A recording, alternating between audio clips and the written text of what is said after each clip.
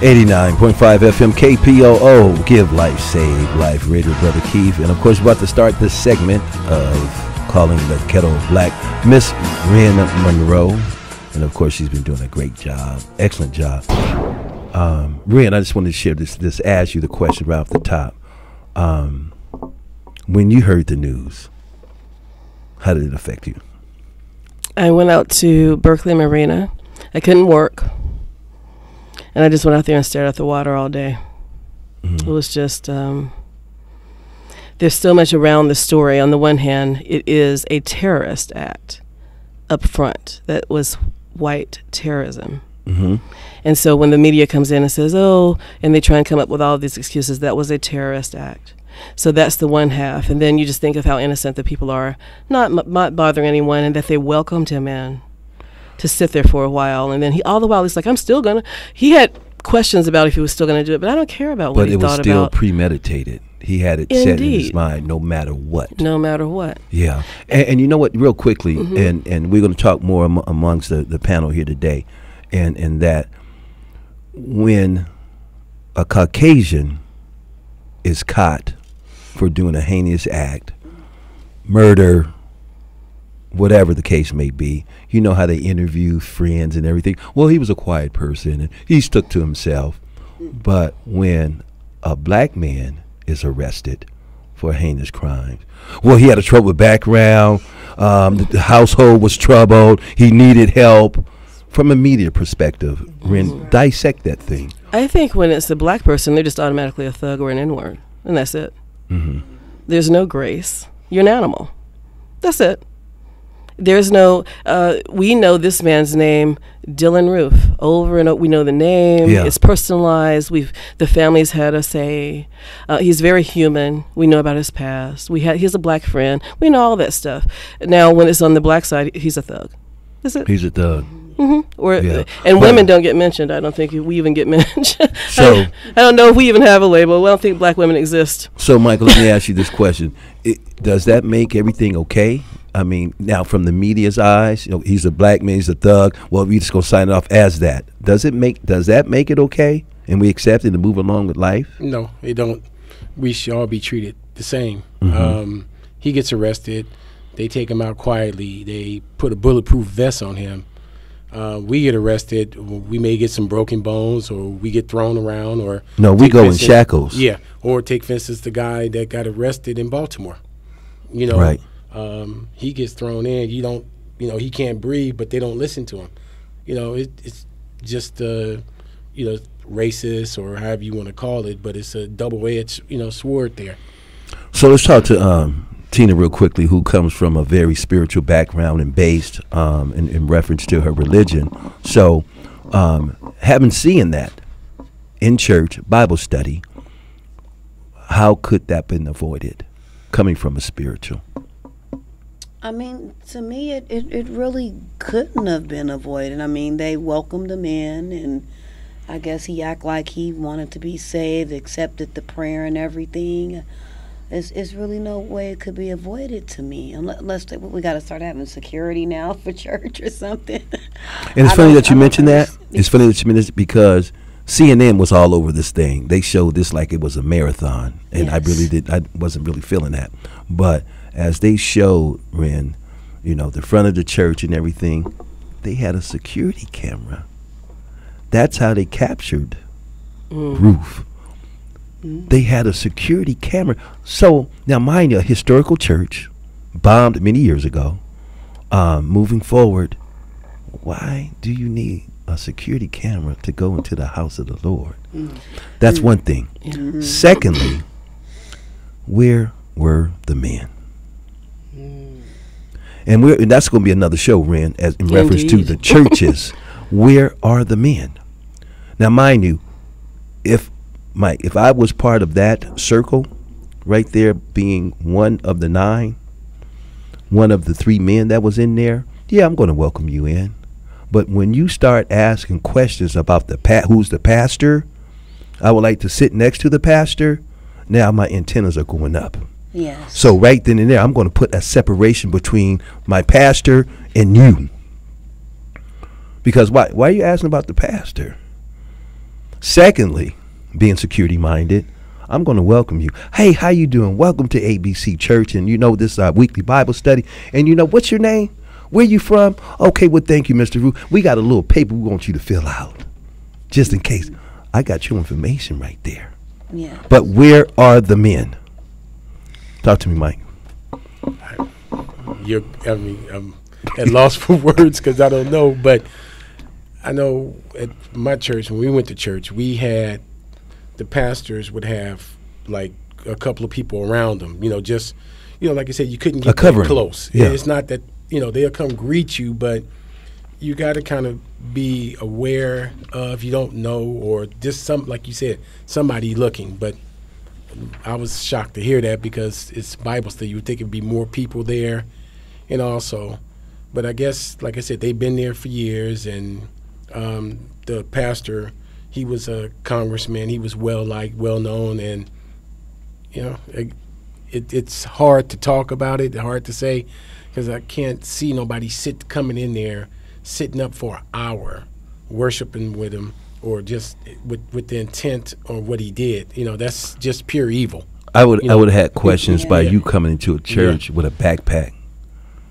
I would question that. Wryn, real quickly, premeditated, or was he? He has a manifesto out. Yeah, right. You're right. was the pastor, congressman targeted? Possibly. The way that I understand it is that wasn't even the initial target. He was going to a university to shoot the university up and happened to stop by there. The reason I don't buy it is that church is very historical for slave rebellions. Right, absolutely. And so now you have a senator there is known for not just, and I don't mean to offend religious people, but the origin of that church was we're gonna rebel, just like Haiti did. It wasn't necessarily Jesus. So my whole thing is it has such a significance in that way, how to overturn this slavery thing. So I think he lied. Well, I think it was targeted. And okay, I think the whole act was cowardly, what he did. Why not go into the neighborhood, tough guy, versus going to a church? Not only that, October 11th is Million Man March. Tough guy. So again, like I said, I'm not feeling just the whole thing that transpired and how it unveiled itself. It was a lot of people nationwide was watching this, was affected by this. I was affected by it. A lot of people took this thing to heart. So what do we do as far as moving forward? We have to be a little bit more security minded. Focused on no matter what faith we're under, we have to know that we're protected and guided by faith. Now, they died. Did they die in vain? No. Do we have questions about it? Yes. Could we change it? No. Could we make things better politically? Absolutely. And I think with the faith that they had in God, and of course us having faith, God is touching those people in the political realms, giving them a heart, I would say, and I want your feedback on this because you're like, okay. At least giving them some type of heart of flesh. Okay, let's remove this flag. And that's just the beginning. But at the same time, I see political figures are now being a little bit more sensitive. Or is this an act? Oh, it's an act. All day long. All day long it's an act. Well, I wanted to say for the red herring thing, for the next segment. But I will just say that, I'll just say it. While black people are often used as smoke and mirrors, we've always been the currency of the United States. Mm-hmm. If you need something to get past, then shoot a black man. Everybody's going to go over there and talk about racism. On the day this shooting happened, President Obama pushed through TPP. That's a legislation that's really going to wipe out the United States on a scale I can barely tell you about. So unveil it to the listeners. Unveil it to the listeners. As far as TPP. Well, TPP, what it's going to do is called the Trans-Pacific Partnership Agreement, right? And it is with the Pacific Rim, so from Vietnam, Japan, Chile, Mexico, all these from the Pacific Ocean over to the other side, that side of Asia. And it looks like a trade agreement. And it was like, okay. But the thing is, if you need prescription drugs, they have put a clause in there that the company who makes the drug can hold on to the patent longer, which means you don't get generics for a long period of time. Did you want to go on the internet? Okay, well, your company now, your internet service provider, has to, by law, monitor you and report what you're going to. Is that what you? And as far as white people, when we always say this is why racism is not even, it's a red herring, right? Something we're focused on that doesn't matter. For the white folks listening, while you're looking at racism and feeling bad, and some of you might even be rejoicing, whatever it is, you just got really messed up because the jobs that you're calling for, they're going to Vietnam. This was a step against China, because China has all of our stuff is over there being made in China. China is not part of TPP. The United States is quivering in the quake of China's power. We now went, all your jobs, the white folks' jobs, the hootin' tootin' gun toting Republican jobs, your jobs are going to Vietnam. You're going to take that pain out on black people. That's the history of the United States. So what I would like to have seen at that church, and by the way, I need to calm down because this is my thing. I can't imagine the pain. Of the families. How dare I say this is what you should do? I just want to say, wouldn't it have been effective if instead of saying, I forgive you in the name of the Lord, you said, stop PPP.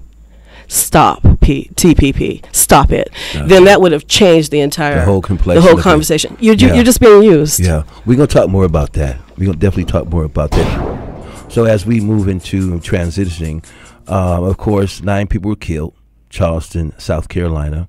A month prior to that, Walter Scott shot, killed by a police officer who claimed that he had a taser, but later found out that it was a brother. Like in the Bible says, there's always a ram in the bush.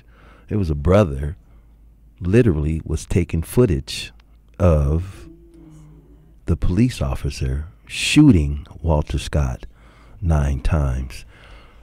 Talk to us, Wryn. Same state, same city, same reason. It ain't no damn reason. The same plot to take another black man's life. Well, talk to us about what's going on as far as the complexion of still living in racism in a city that's liberal, I would say. So you got black, you got white, same neighborhoods, but 9 o'clock, you better stay on your side of the road, boy. Talk to us. It's probably going on all over the country. Those are just the incidences that were caught on camera. I can't imagine this isn't going on everywhere. But I do think that those are being highlighted in the media for a reason. And that reason is something called a red herring. Did you guys happen to know? I've heard of it. Just give us the actual definition of red herring. It's not a noun. It's it's a noun. It's actually what's called a colloquialism. It's just a saying. Okay. And it's not a psych term or such term. What it is it means that something or a clue is kind of thrown out there for you to go chasing after that, so that the dirt that's really happening is happening behind the scenes and you don't see that coming. So I like to call it the distraction before destruction. You know what that sound like? What? Those 2 cats that escaped from the New York penitentiary. How it was all set up and staged. We got the woman that's going to be out there. You're going to be the driveway car for us. But the police went for that. However, the inmates went this way. That's exactly what it is. That's exactly what it is. Go ahead. And it's not funny, but well, it can't. I mean, Hitchcock used it in most of his movies. He'll give you something to go chasing after so he can reveal the actual murderer. Right. So it does have a lighter side. Okay. But when it comes to racism and white supremacy, which I think is the same thing, racism, white supremacy, it's not funny. And let me just show you how this has been used. So here's an example of a red herring. Now, in the military, they call it a false flag. A false flag, they may say, was actually 9/11. And the reason I say that is they have an incident they can use to incite. So they can go after war, but did we go to war with Afghanistan? No, we went to Iraq. Why? If the terrorists were supposedly from Afghanistan, why did we go to Iraq? False flag. We needed to build a pipeline for oil through Afghanistan. And the other thing is these weapons of mass destruction that nobody found. We needed to take out Saddam Hussein for other reasons. So it's always, you just have to really pay attention to that. But wait till I list a few of these, and we can keep it quick. Do you remember the Defense of Marriage Act that passed, DOMA? I've heard of it. Everybody was very excited. It was gay people have the right to get married. Yeah. That happened on June 26th of 2013. On June 25th of 2013, the Supreme Court gutted the Voting Rights Act, the protections that were there to make sure that these racist states don't start saying, oh, you can't vote, we're removed. Right. So we're over here like, oh, the gay, and I'm not saying, I mean, yay, gay people can get married. But my point is, it's used so you can go after that sin, and we're all celebrating, and our liberties are being taken And we don't even have a voice. Yeah, online voter registration is down, early voting down, souls to the polls, meaning Sunday voting down. Now they're implementing voter registration laws everywhere. They're expunging the records of people who are, quote, ineligible, end quote, for voting. That was behind your backs. Another one is, do you remember that LAPD officer, Christopher Dorner, who was shooting LAPD officers saying that the department is corrupt? Do you remember that one? It's the first time, or actually the second time, but the first time the media highlighted a drone supposedly being used to find him in the woods.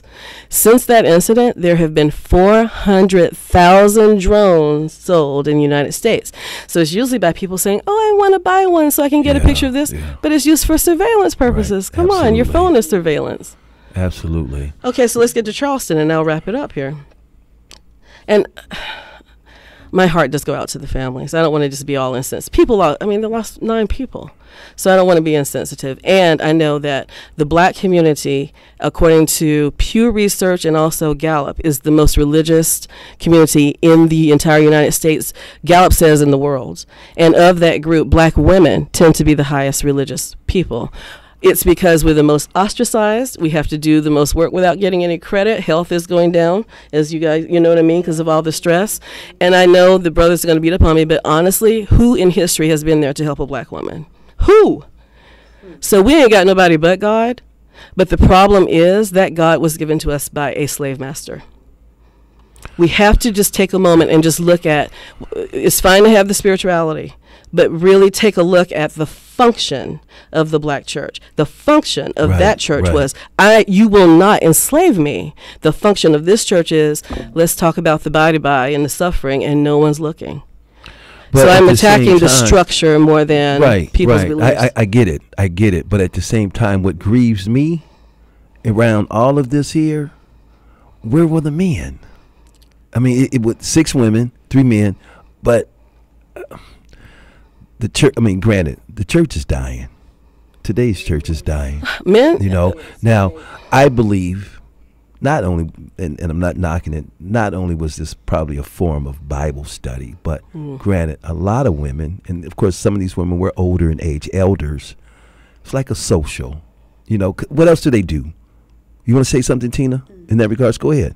Get to the mic. She said, where were the men? Like, usually, even when we would have Bible studies, the men would... You don't have to hold it. The men would not step forward. It would always be the women were usually the ones there praying over the pews and directing those type of sessions that we had, and the men are never there.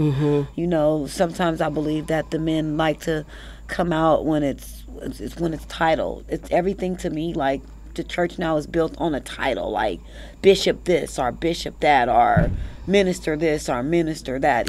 So let me share this with you. As far as the church, my personal opinion is that I was drawn away from the church because, quote unquote, pastor, what he said, his deliverance, his interaction, not just was for the men, it was mainly driven for the women.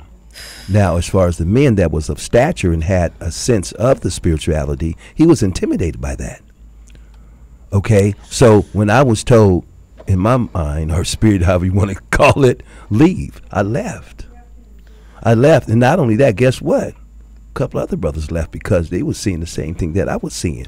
I can't speak for the next man, but at the same time, there are a large percentage of men that leaves the church because they say, man, he taking my wife's money. He taking my household's money right now. And then every time it's time for tithes or offering, they play a fast song to get you out of the spirit. Now, what do you go to church for? The entertainment? Or do you go for the word? Or do you use it as a social platform? So go ahead, Mike, and then you, Trina.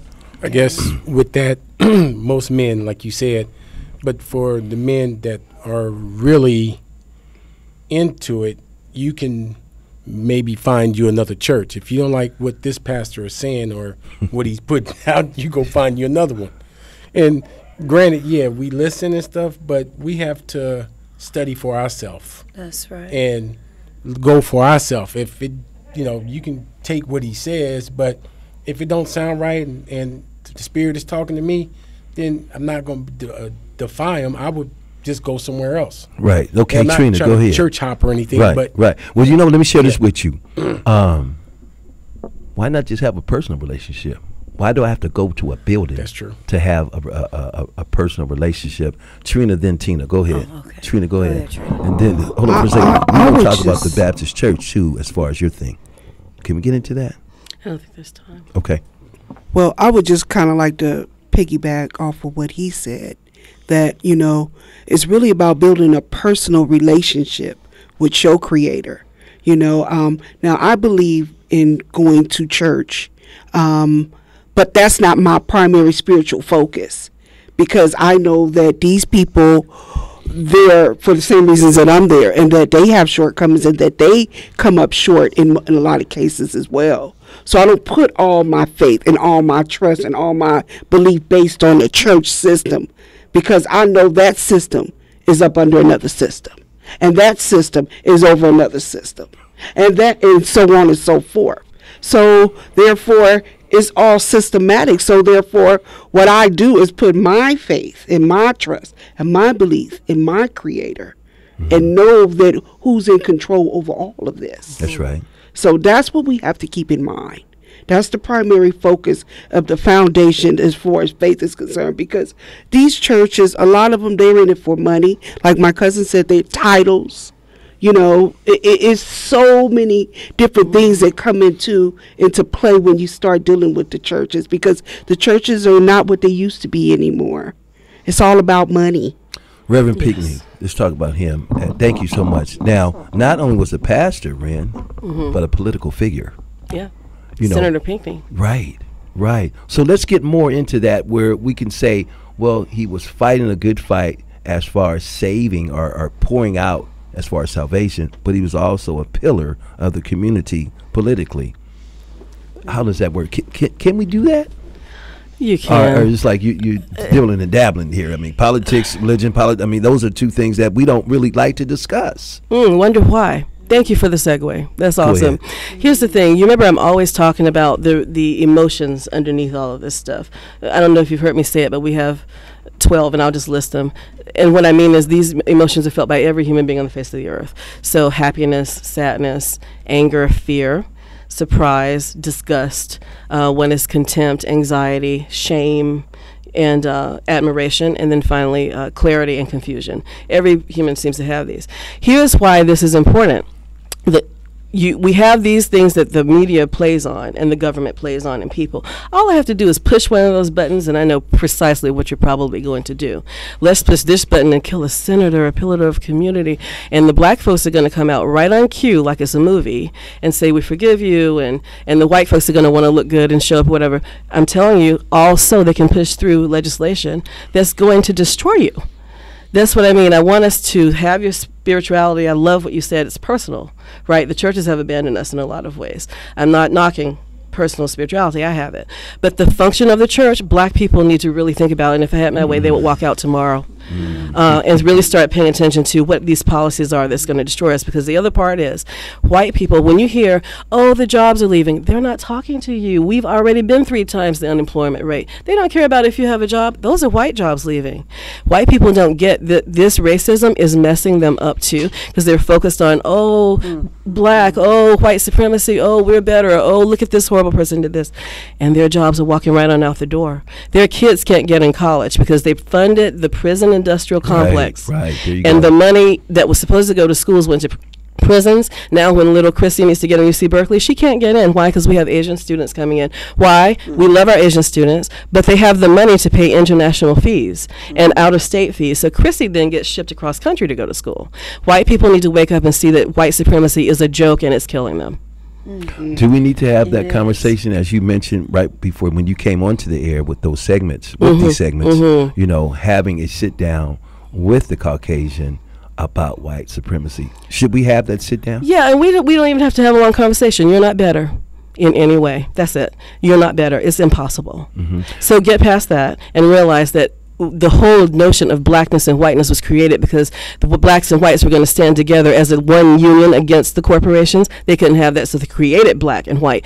Who Europeans are the tribes of Europe: Scottish, Scandinavian, German, just like we are. Well, we don't know where we're from, but Angolan, Congolese, wherever ours we don't know. But I mean, they're tribes like everybody else. So all of this is smoke and mirrors. Get that you're not better, get over it, and start figuring out what these policies are. You had mentioned also under Red Herring. Yeah. Hey, I'm white, dude. I'm still talk to us. I always say that. Well, I kind of, I put under there like, dude, I'm white. Why should I care about this black radio station talking about black people are victims again? This is why. Because when you look over here and say, oh, they're victims, and look at what the black people are doing, you're not looking at what's happening to you. But you know one thing, though, Wryn and Tina, look like you over there itching. You got to say you something. You do I look like. wanted to ask her. Okay. Yes. But okay, we'll get to it. But next time, smile. Okay, smile. She may not feel like smiling. All right. What you got for me, sister? So what I'm saying is, we still got black people still on the tails of the whites. Oh, yes. Y'all the one that y'all just mad, y'all angry. But where do we break that cycle? Say, come on over. Let's sit down.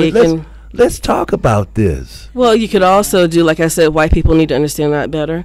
Black people need to finally understand you're not worse and take responsibility for, again, these policies that are killing you. Yeah. You know what I mean? I would give anything if those families, if we had a situation where they could say, I'm hurting, this was awful, and I know what you want from me, but you're not going to get it. President Obama, you need to stop TPP, because that's all this was. It's not coincidental. The dates are identical. That's not a coincidence. Deep, right.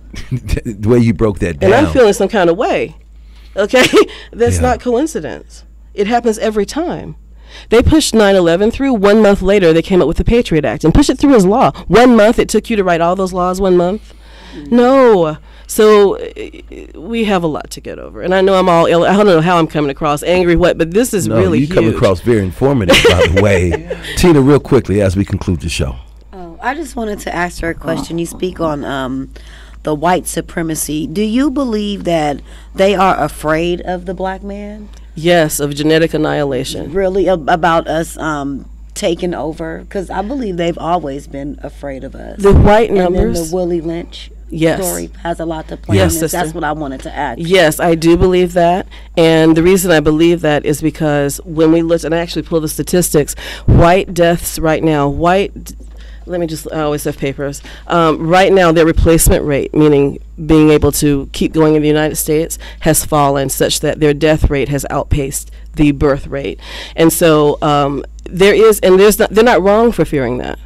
If I were white, I would want to continue to be white and have white families. And it is a genetic reality that they can be annihilated. I think that's part of it. But I think a bigger part of it is that this is concocted. This whole white supremacy thing is concocted against white people, they just don't know it, and against people of color, to keep all the people on the wrong scent.